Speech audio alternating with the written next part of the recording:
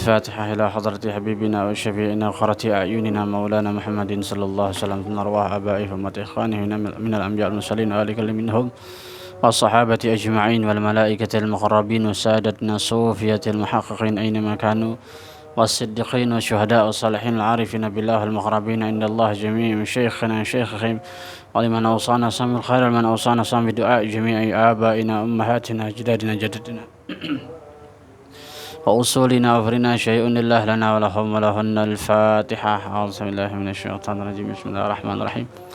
الحمد لله رب العالمين الرحمن الرحيم مالك يوم الدين إياك نعبد وإياك نستعين اهدنا الصراط المستقيم صراط الذين أنعمت عليهم غير المغضوب عليهم ولا الضالين آمين. ثم الفاتحة إلى روح صاحب هذا الكتاب الشيخ أحمد نهروي عبد السلام شيء لله لنا وله. الفاتحة. أعوذ بالله من الشيطان الرجيم. بسم الله الرحمن الرحيم. الحمد لله رب العالمين الرحمن الرحيم مالك يوم الدين إياك نعبد وإياك نستعين اهدنا الصراط المستقيم صراط الذين أنعمت عليهم غير المغضوب عليهم ولا الضالين آمين. وأما قوة التعبير halaman 43 baris 4.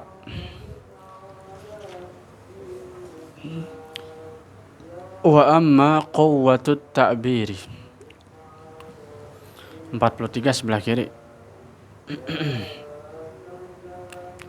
Baris keempat. Wa amma quwwatut ta'biri ada dafah. Wa amma quwwatut ta'biri wat ta'thiri faqad sa'adat 'alaiha umurun. Ngulang sedikit dari yang kemarin. Minha tabi'atuh. Minha tabi'atuhu.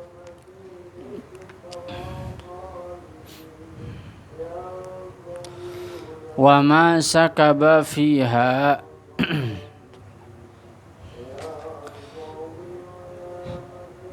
wa ma sakaba fiha min fuyudil quwwati wal futuwati wa minha naz'atuhu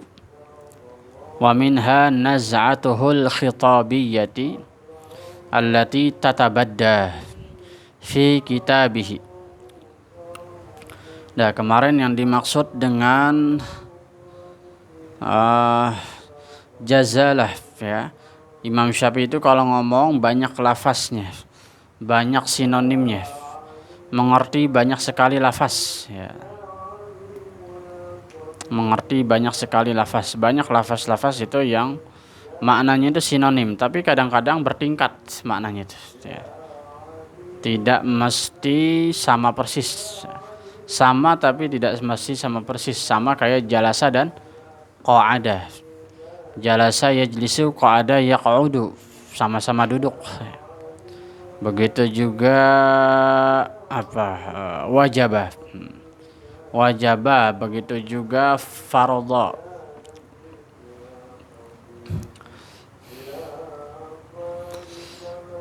Nah, itu seperti orang itu ya, kalau ngomong mendengar kata-kata Imam Syafi'i seperti mendapatkan air susu dari sumbernya langsung. Ya. Susu itu kan manfaatnya bertingkat. Makanya ada susu balita kan gitu. Ada susu batita, tahu nggak batita? Bayi 3 tahun, balita bayi 5 tahun. Batita lebih kecil dari balita. Ada lagi remaja.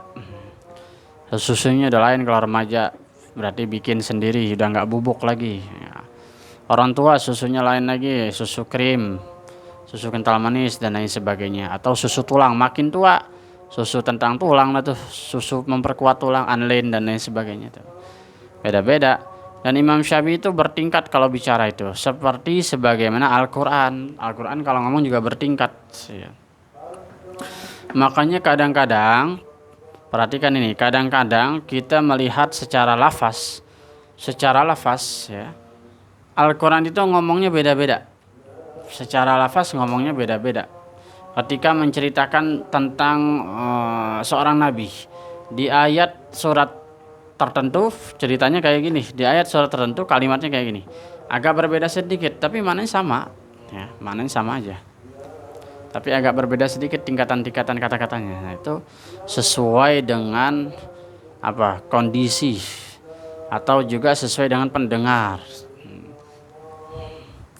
Itu sebagaimana begitu juga Imam Syafi'i. Ya.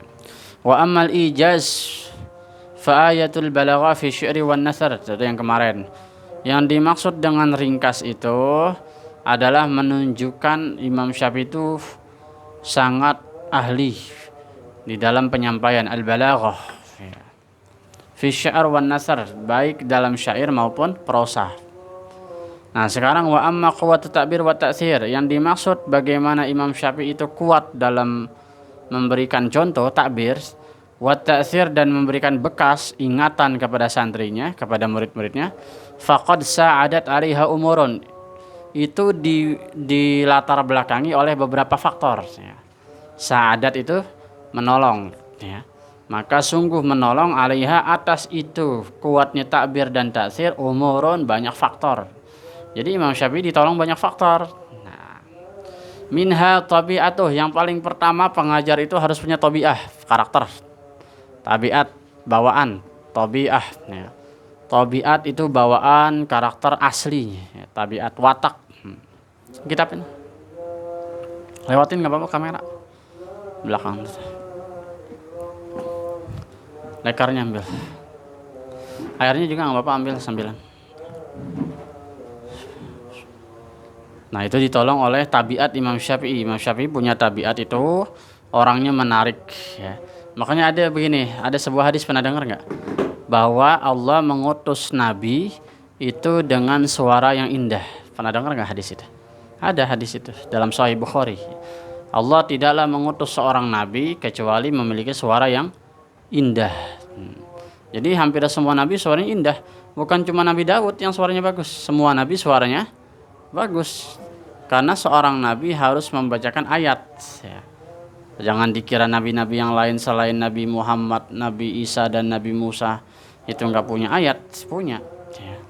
Cuman nanti ada yang dibilang suhuf ya, ada lagi yang dibilang kitab ya. Nanti ada nama-nama tuh. Taurat, artinya apa Taurat? Taurat itu bahasa apa kemarin saya lihat di kitab akidah, ada dalam kitab Al-Aqidah Al-Islamiyah ya. Warnanya hijau tuh di atas, lupa tuh. Taurat itu maknanya syariah, bahasa lupa saya, bahasa Farisi atau bahasa mana tuh ya. Itu Taurat artinya syariah, jadi aturan. Nah, kalau Injil artinya busyra, kabar gembira. Senada nggak sama Quran? Sama.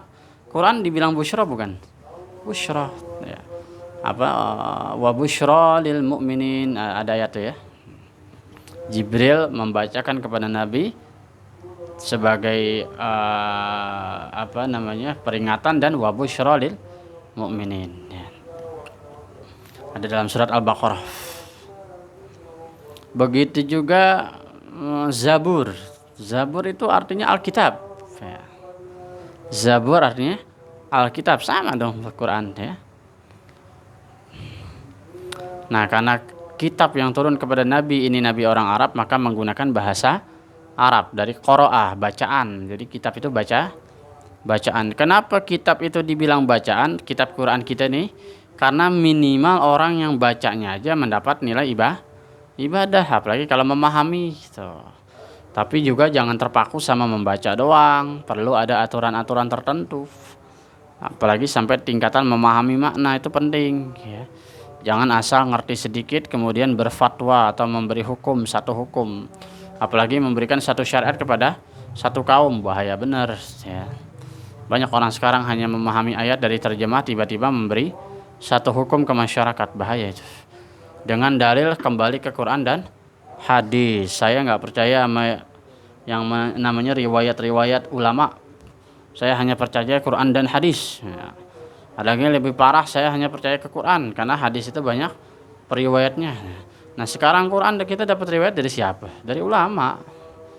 Kalau nggak dapat dari ulama, emang tuh Quran itu jogrok dari langit gitu. Tiba-tiba kita lahir turun Quran di samping, enggak kan? Quran itu tetap periwayatnya ulama. Bukti bahwa Quran itu periwayatnya ulama. Mushaf setiap kaum, mushaf setiap satu yang paling gampang ya, mushaf setiap generasi beda. Seperti kemarin kita belajar mad asli, kemudian mad wajib, mutasil, mad jaiz, munfasil tuh. Zaman dulu mana ada tuh kode-kode begini nih buat orang Indonesia tuh, dikasih bendera tuh, mad jaiz, mad wajib. Ciri bahwa itu dikasih bendera itu bukti atau kode bahwa itu dipanjangkan kan begitu. Kalau alifnya begini kecil tuh berarti cukup 2 harokat kan begitu ya. Pengganti dari alif. Nah, siapa yang bikin kode-kode itu? Begitu juga tasydid alif lam. Misalkan fin nasi, fi an-nasi, di habis alif lam ada huruf nun, di atas huruf nun ada tasydid. Padahal Quran zaman dulu nggak perlu kasih tasydid. Apalagi kitab gundul nggak ada tasydidnya. Ya. Untuk memudahkan orang awam bahwa hurufnya fin nasi itu langsung loncat, alif lamnya itu alif lam syamsiyah, nggak kena baca, ada doang tapi nggak terlihat, makanya dibilang syamsiyah, makanya dibilang matahari. Maka untuk kasih kode itu bahwa langsung loncat dikasih syiddat. Itu buatan ulama, nggak ada zaman dulu. Begitu juga tulisan-tulisan, kalau kita belajar ilmu khot, ada khot sulus, khot kufi, khot diwani, ya kan, beda-beda tuh setiap khot. Ada lagi Quran Maroko, Quran orang Maroko. Itu kalau huruf qaf tulisannya tulisan fa, titiknya di atas. Tulisan fa tahu kan? Begini, toge, terus titik satu di atas. Itu kalau orang Maroko itu Quran. Apa Quran? Itu huruf qaf. Jadi kalau nulis Quran itu Fur'an. Tapi kalau fa titiknya di bawah.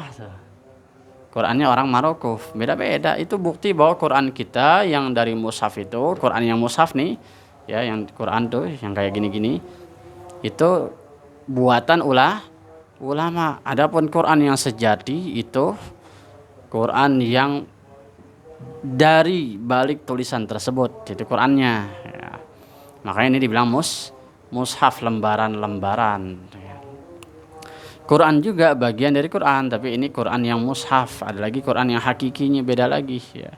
Yang Allah bilang di Lauhin Mahfuz, innahu laqur'anum majid fi lauhin mahfuz. Ya. Jadi Quran yang majid, Quran yang agung itu sebenarnya di Lauh Mahfuz, bukan yang ada di kita. Ya. Jadi kalau ada pemahaman gini, nanti di hari kiamat Allah akan menghafuz Quran dari mushaf, sehingga begitu ada orang mau baca, hilang tulisannya. Ngerti nggak nih? Hilang tulisannya sehingga orang nggak bisa baca. Kenapa? Karena pada hari itu hari sudah ditutup itu taubat. Orang mau nyari Quran, mau nyari petunjuk udah nggak ada, udah hilang, hapus. Nah itu bisa bermakna, hadis itu bisa bermakna seperti itu, bisa juga bermakna maknawi. Nah, sekarang orang awam yang nggak belajar tajwid kasih Quran dah, bacanya gimana? Berantakan. Ada lagi yang nggak ngerti huruf sama sekali, suruh baca gelap. Nah ada orang bercanda gini nih, orang awam, orang bercanda, orang yang nggak pernah ngaji, baca deh. Ya Allah, saya terharu, bacanya nangis. Ngerti nggak maksudnya? Dia bercanda nggak bisa baca. Gelap semua atau hitam semua. Ngerti nggak maksudnya? Itu bisa bermakna seperti itu. Jadi yang dimaksud mushaf itu dicabut dari tulisan dari Quran itu dicabut dari mushaf, yang dimaksud adalah ilmunya udah dicabut. Udah nggak ada lagi ahli tajwid. Udah nggak ada lagi orang bisa baca Al-Quran dengan baik. Itu yang dimaksud tuh tanda-tanda kiamat. Makanya kalau anak muda nggak belajar tajwid, mempercepat kiamat. Anak muda masyarakat meninggalkan tajwid berarti mempercepat hari kiamat. Kenapa? Karena besok dia baca dia nggak bisa. Jadi kita yang belajar tajwid sebenarnya memperlambat hari kiamat. Maka banggalah kita kalau belajar tajwid itu. Ya. Itu penting. Ya. Minha tabi'atuh, itu diantaranya adalah karakter Imam Syafi'i itu sendiri. Karakter sebagai pengajar, sebagai guru. Kunci daripada sebuah ilmu adalah guru. Kunci sebuah ilmu adalah tabiat guru. Bagaimana guru itu menyampaikan. Ya.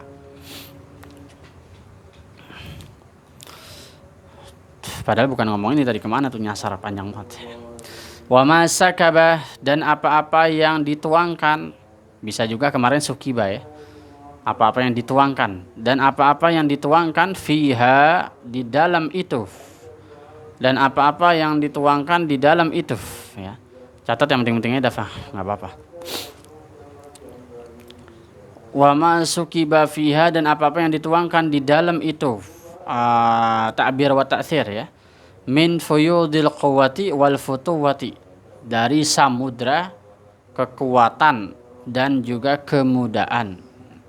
Orang kalau muda biasanya kuat, makanya ada istilah belajar di masa muda seperti mengukir di atas batu, belajar di masa tua seperti mengukir di atas air.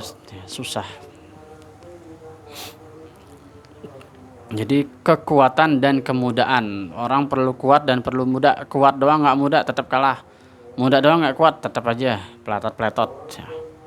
Harus kuat dan muda. Kuatnya di sini ya Imam Syafi'i. Sebagaimana Imam Syafi'i itu hafalannya kuat dan lain sebagainya. Ada sholat namanya taqwiyatul hifzi. Sholat memperkuat hafalan. Nah, jadi Imam Ali itu cerdas. Tapi kelemahan Imam Ali itu sulit ngapal. Nah, tapi Imam Ali paham. Kalau Nabi ngomong paham. Tapi kalau suruh ngapalin ayat, Imam Ali kelupaan mulu. Maka satu waktu ngadu ke Nabi, ya Rasulullah, saya ini kalau engkau ngomong saya cepat paham, ngerti. Tapi diulang suruh baca dalilnya lupa mulu gitu. Kayak Dimas nih ngerti ikhfa, iya ngerti ikhfa ausat abada. Tapi ditanya hurufnya apa aja lupa ngeblank. Tapi bacanya benar. Nah, Imam Ali punya kendala kayak gitu. Dan juga nggak hafal tuh kayak tipsoma, silrahman, tafus, dif dan ni'am. Lupa mulu. Tapi ngerti ikhfa cara bacanya begini paham.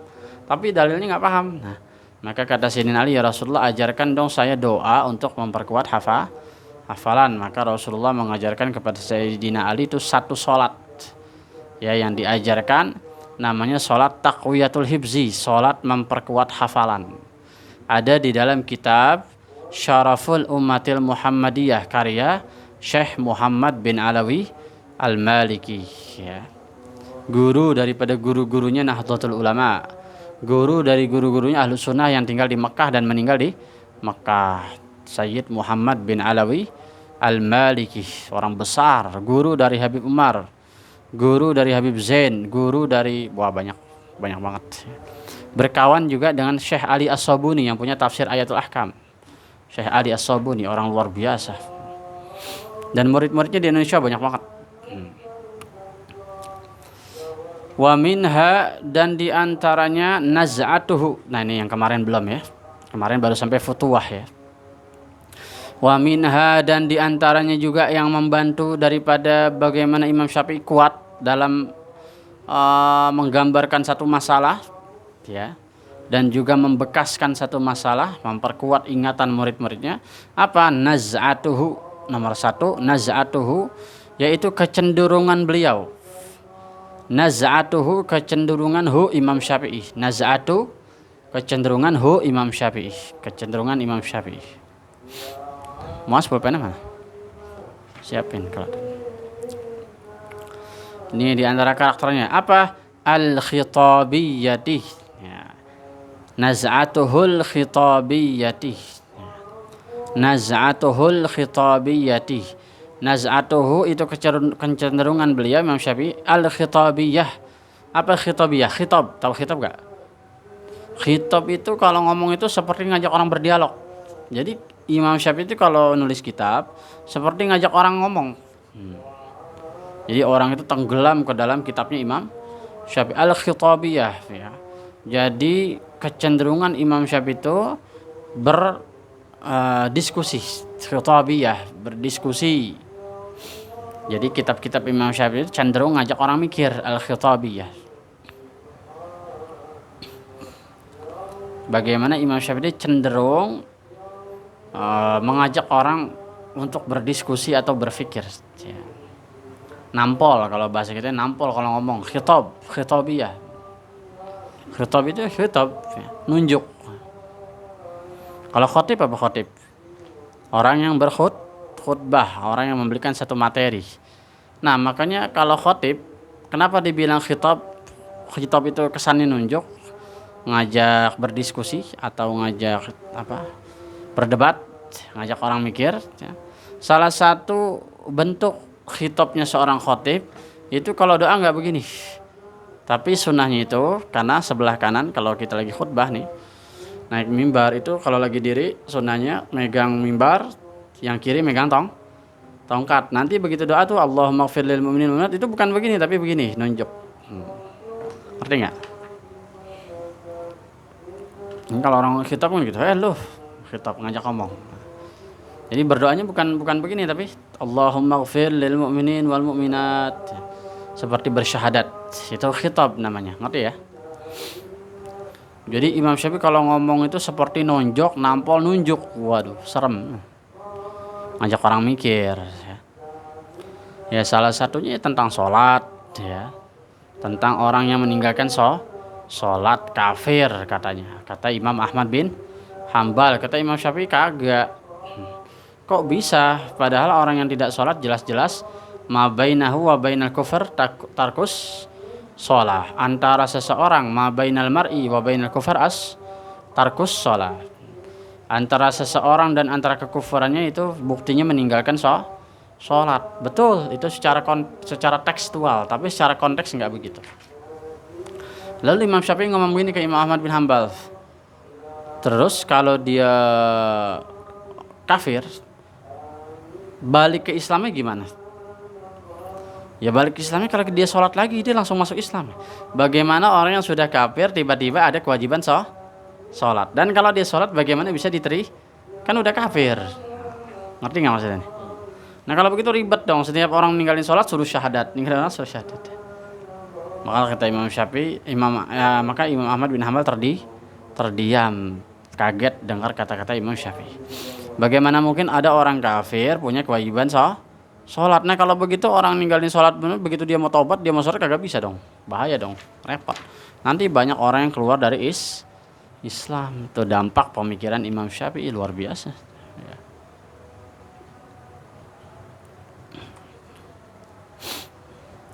Khitabiyah, begitu juga kitab-kitab Imam Syafi'i banyak ya.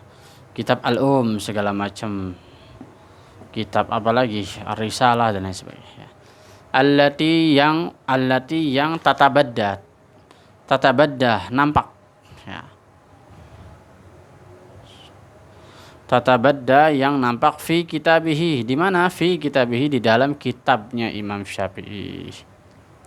Fi kitabihi, di dalam kitabnya Imam Syafi'i. Kitab ini yang dimaksud tulisan ya. Bukan kitab-kitab nih. Kalau kitab yang dimaksud begini nih, itu pasti pakai jamak, pasti pakai kutub ya.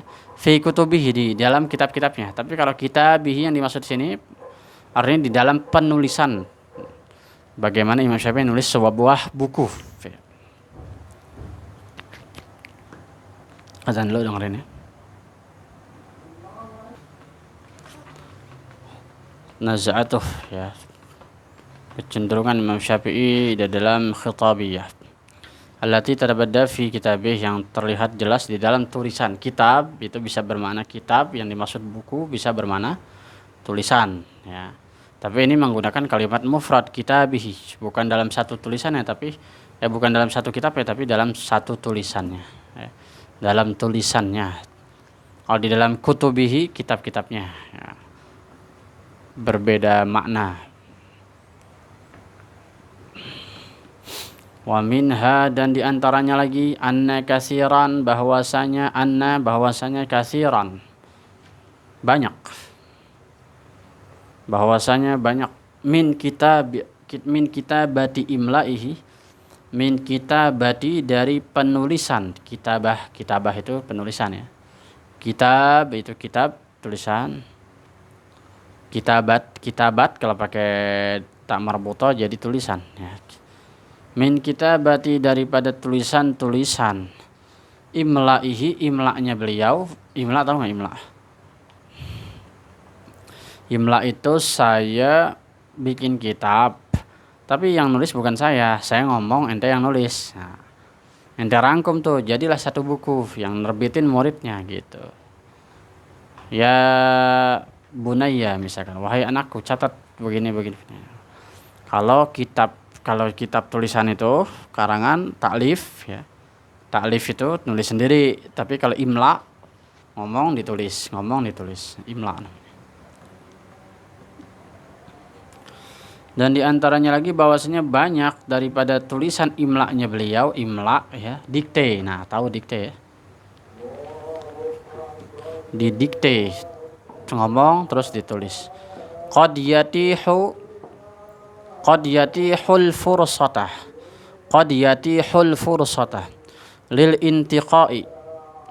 Qad sungguh yatihu tahayatihu itu tahayya, yatihu sungguh, qad yatihu sungguh, yatihu Itu maknanya tahayya'ah. Apa ya tahayya'ah itu? Memberikan. Tahayya itu apa ya? Menggerakkan. Ya, hayya, hayya.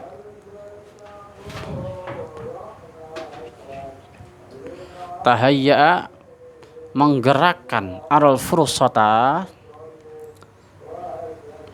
atau juga yatihu bisa bermakna memberikan ya, menggerakkan atau memberikan tahayya. Tahiyyah, ha gede. Tahayya menggerakkan atau memberikan. Al fursata apa? Itu kesempatan baik. An-nuhzah, kesempatan baik. Lil intiqa, lil intiqa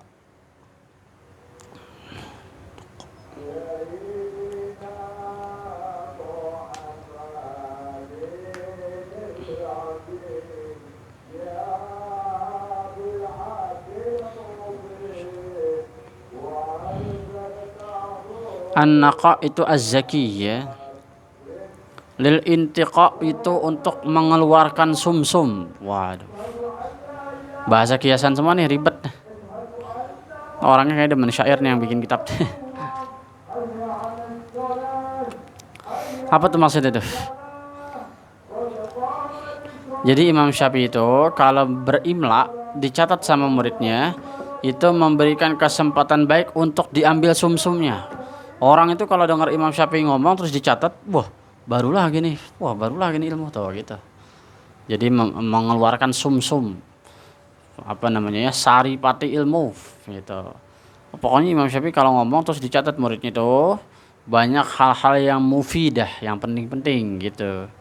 Sebagaimana orang kalau makan tulang biasanya nyari sumsum, karena sumsum itu bentuk kekuatan dan kebersihan. Sumsum itu murni ya. Sumsum itu murni kekuatan dan kebersihan. Sumsum itu apa? Sumsum, tahu nggak sumsum? Sumsum itu kan air mani sebenarnya. Air mani yang nggak keluar nyangkut di tulang terus direbus jadilah sumsum ya.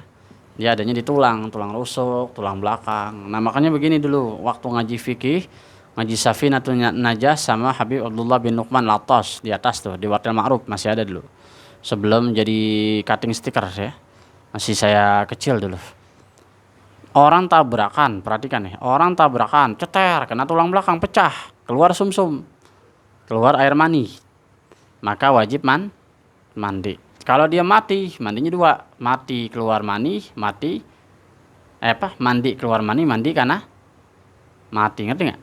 Nah kalau dia nggak mati, ya dia masuk rumah sakit, mandinya mandi keluar mani. Jadi keluar mani nggak mesti dari kemaluan. Ketika tabrakan pecah tulang sumsumnya ini, keluar sumsum, tulang rusuknya, keluar sumsum itu keluar mani, maka wajib mandi, ngerti nggak? Kan kita kalau ini nyari sop tengker, waduh mantep ya kan, sop sumsum, sop iga, apalagi tunjang kaki, keluar sumsum. Makanya orang yang udah nikah, yang sudah sering keluar air mani, maka dengkulnya itu menjadi mudah rapuh, makanya diganjal sama susu kan gitu ya. Kenapa? Karena sering mengeluarkan energi, yaitu air mani ya. Sekali ngeluarin air mani itu bermiliar-miliar sel dan bermiliar-miliar energi kekuatan yang dikeluarin, jadi lemah. Orang yang sudah nikah itu cenderung semakin lemah ya. Ada lagi bercandaan kiai, bagaimana supaya kuat lagi, tambahin bininya. Beda lagi tuh kuat gitu.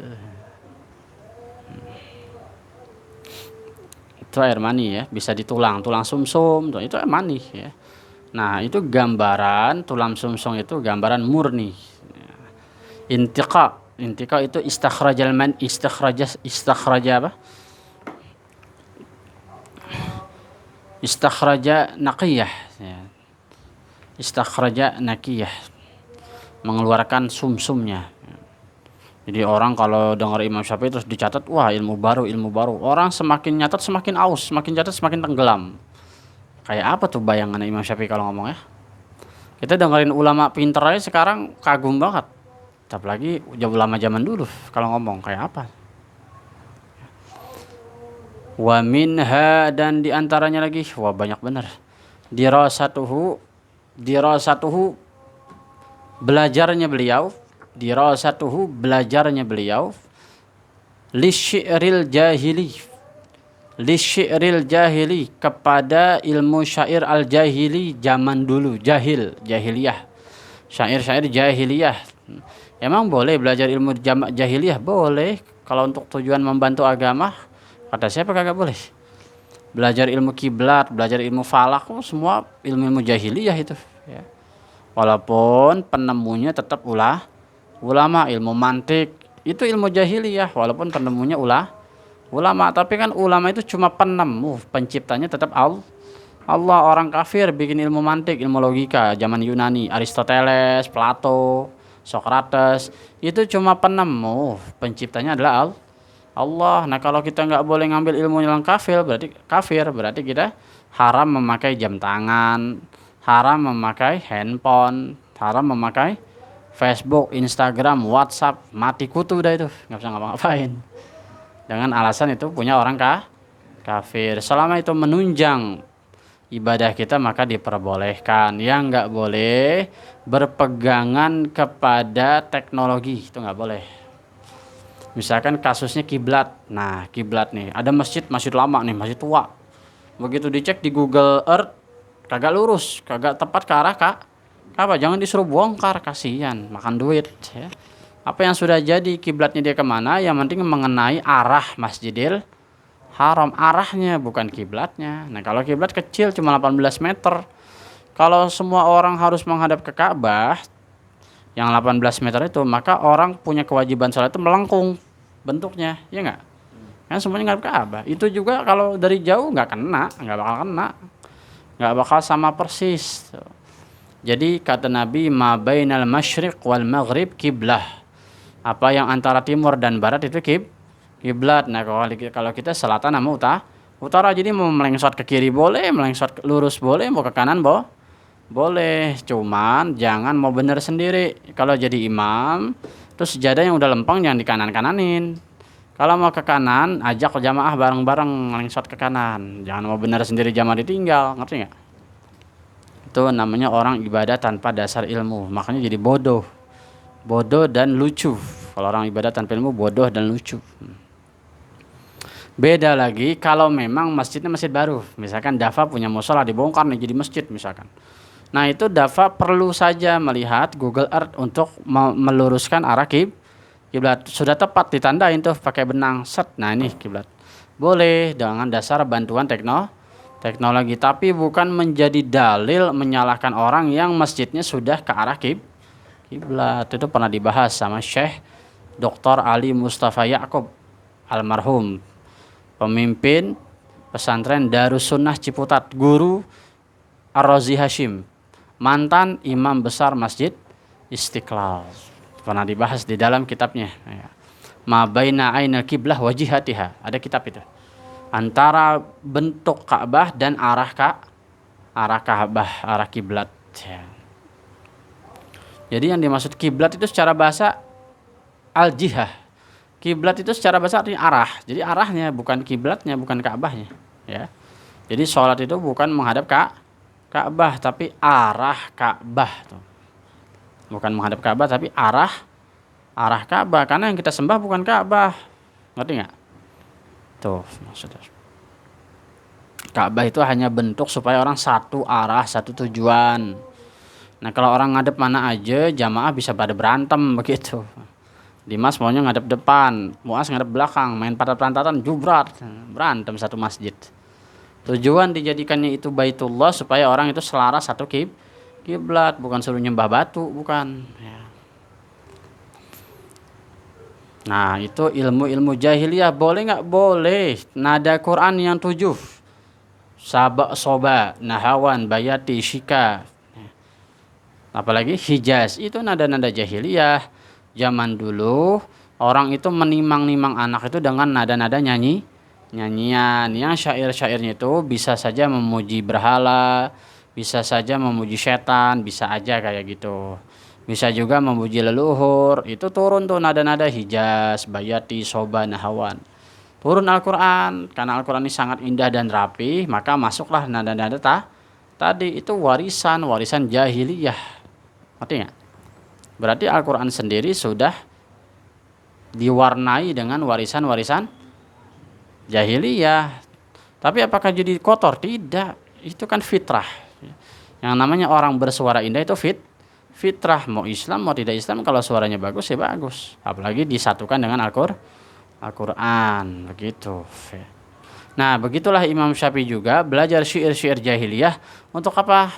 Untuk membantu beliau di dalam menghukumi fikih. Karena syair-syair jahiliyah itu syair-syair Arab murni begitu.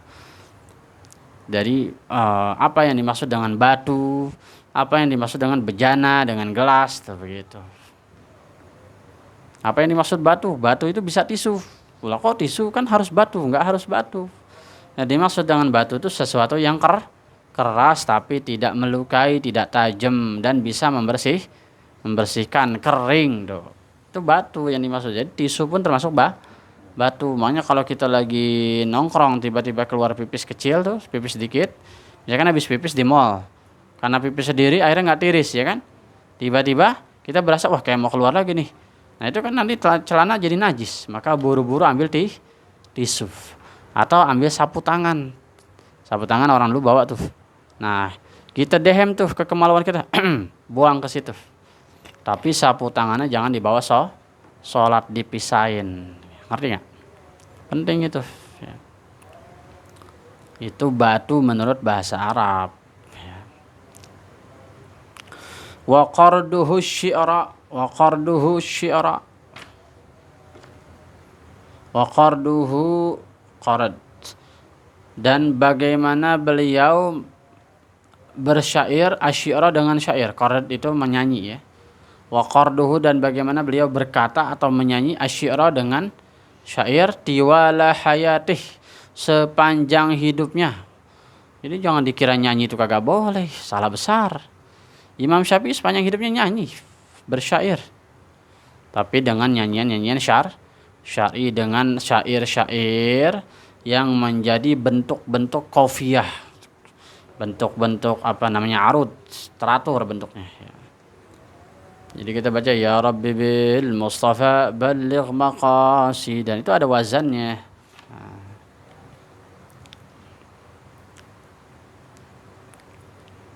Kalau guru kita Seragil tuh nyontohin mafailun failun mafailun failun mafailun failun mafailun failun. Itu ada wazannya.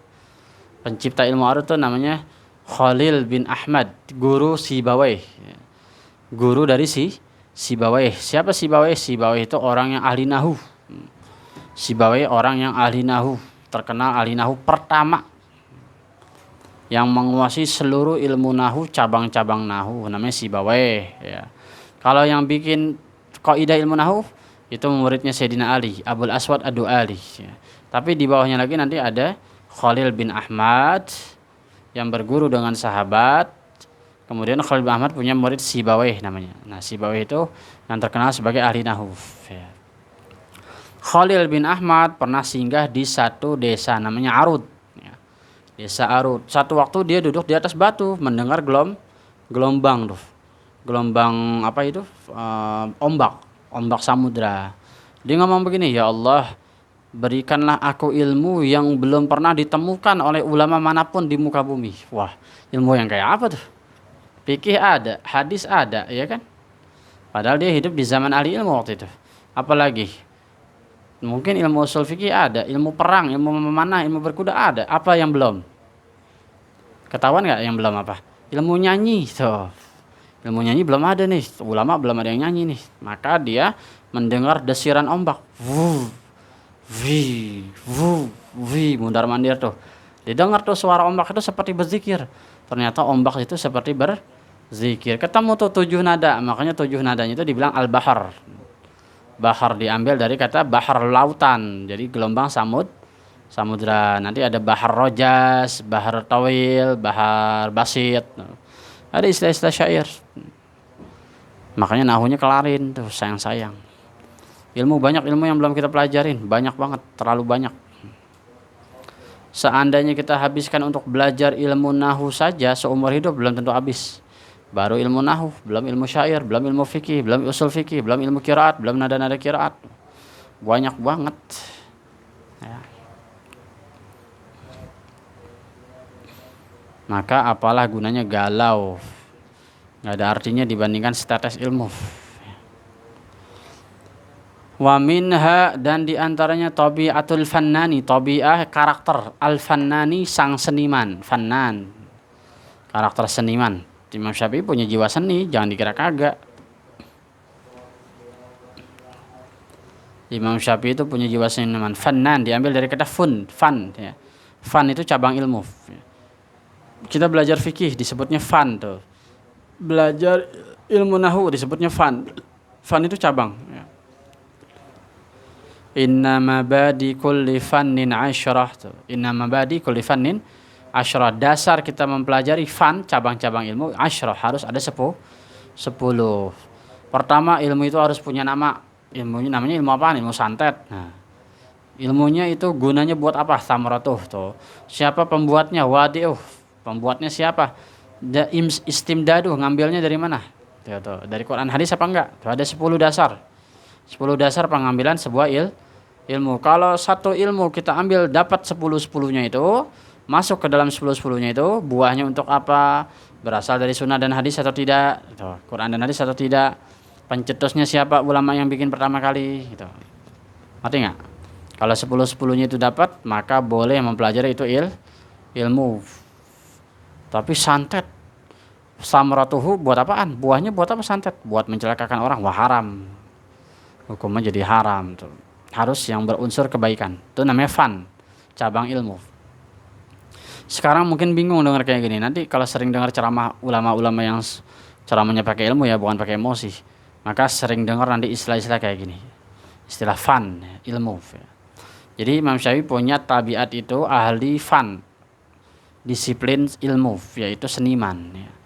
Yasluku, yang mana mengalir, alfazuhu, lafaz-lafaz kata-kata Imam Syafi'i sebagai seniman tersebut, fi jumalihi,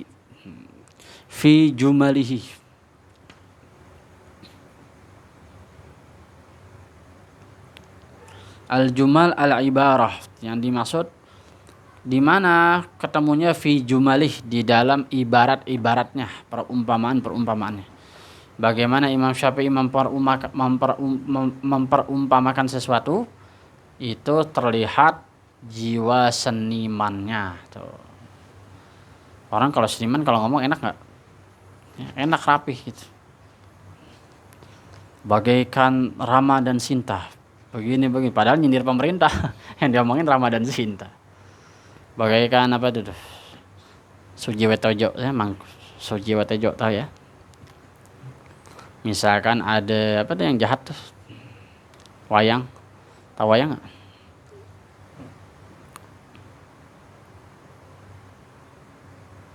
Brotoseno, misalkan begitu. Krishna, itu hanya ungkapan-ungkapan seni. Nah, Imam Syafi'i itu juga ahli seni, jangan dikira bukan ahli seni. Ya. Ka'annama seakan-akan, yusallikul jauhara. Yusalliku mengurai, yusalliku beliau mengurai, al jauhara itu jauhara yaitu mutiara. Al jauhara atau permata, boleh juga mutiara atau permata, jauhar ya. Batu mulia yang jelas jauhar itu ya. Fi uqudil jumani, fi uqudi, fi di dalam uqudi ikatan, al jumman pakai tasydid ya. Fi uqudil jummani, di dalam ikatan atau sebuah kalung. Uqud itu ikatan atau kalung atau gelang ya. Jummani itu mutiara. Ibarat mengurai sebuah mutiara dari ikatannya. Jadi ada gelang utuh, dipotek-potek tuh kami Imam Syafi'i, cetek.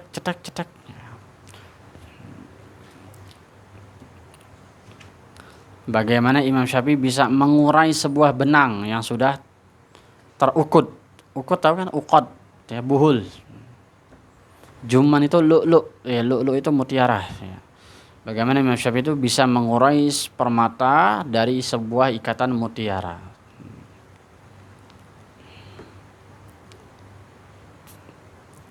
Mengurai ini bisa bermakna membongkar, bisa juga mengurai dalam arti memintal ya. Mutiara satu dimasukin, satu dimasukin. Jadi kalau ngomong tuh ibarat lagi membuat perhiasan. Ini kiasan semua nih. Wa minha, dan diantaranya lagi kunuzuhu, yaitu bendahara beliau. Kanzun, bendahara. Kunuzuhu, stok. Nah, bendahara, library. Bagaimana Imam Syafi'i punya stok bahasa, stok keilmuan, stok sebuah karakter, kecerdasan, allati yang la nazaira laha, yang tidak ada bandingannya. Nazair. Nazair ada sebuah kitab bagi milik Imam Suyuti yang punya tafsir Jalalain namanya Al-Ashbah wan Nazair. Al-Ashbah wan Nazair. Al-Ashbah tuh yang mirip-mirip, samar-samar, wan Nazair dan yang sama-sama, yang selevel-selevel. Jadi ada sebuah pembahasan Al-Ashbah wan Nazair, membahas tentang hukum-hukum yang samar-samar atau sebuah hukum yang kasusnya belum ada tapi udah dibahas. Kasusnya belum ada tapi udah dibahas. Bagaimana kalau begini? Bagaimana? Padahal kasusnya nggak ada. Saking hebatnya sebuah kepintaran sampai membahas ilmu yang nggak ada kejadiannya. Apa ilmu yang nggak ada kejadiannya? Tahu nggak? Ilmu yang nggak ada kejadiannya, ilmunya ada, kejadiannya nggak ada. Tahu nggak? Banyak loh.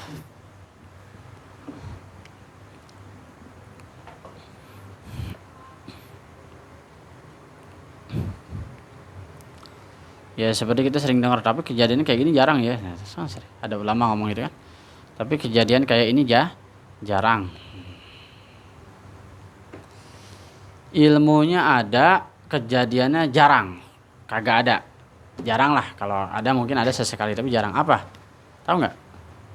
Kita nih mandi, salah satunya aja ya. Kita mandi junub junub, mimpi junub. Tiba-tiba ketika mimpi junub, mandi junub, kagak dapat air. Ya, nggak dapat air. Dan nggak dapat debu tayamum. Gimana ya maksudnya? Susah juga nih jelasinnya. Tapi posisinya itu udah mepet mau siang. Mau siang itu mau balapan sama matahari. Ya. Nah di satu sisi kalau kita mandi, badan kita juga lagi sakit nih. Ditambah nyari air nggak dapet. Nah kalau kita pakai debu, nah kita lagi sakit korengan tuh. Itu sholatnya gimana?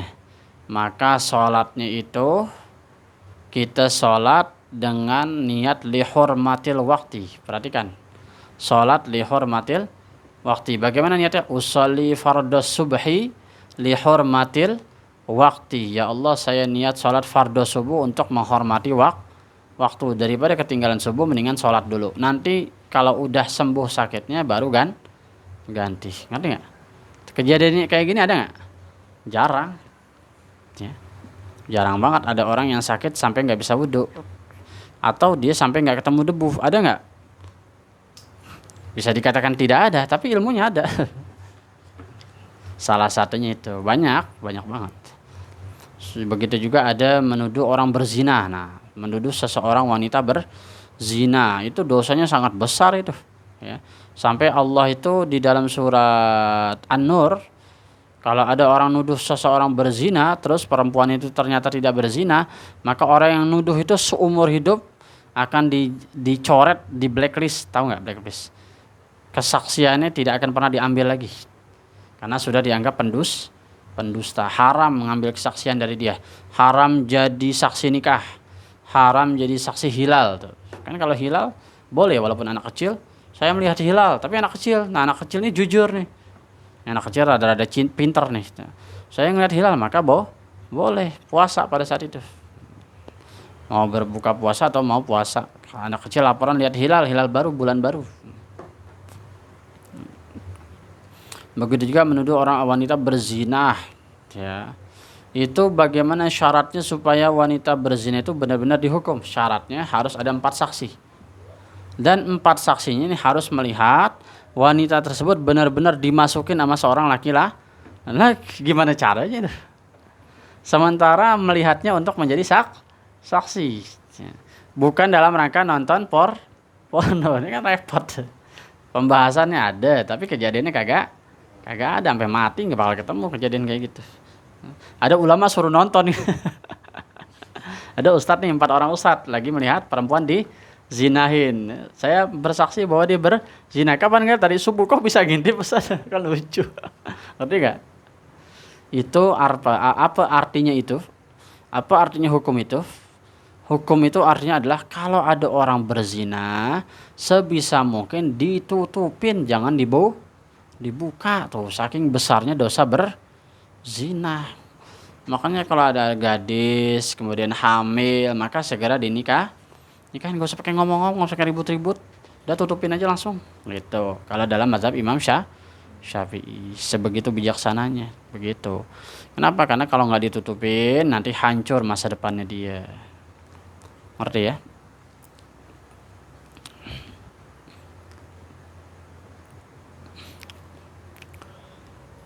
Fi uqud ini tentunya dalam hal berzina ini banyak hukum cabang dan juga mazhab ya. Tapi yang aman itu kita bisa lihat pendapatnya Buya Yahya ya, Kiai Haji Yahya siapa namanya? Zainul Ma'arif. Ya.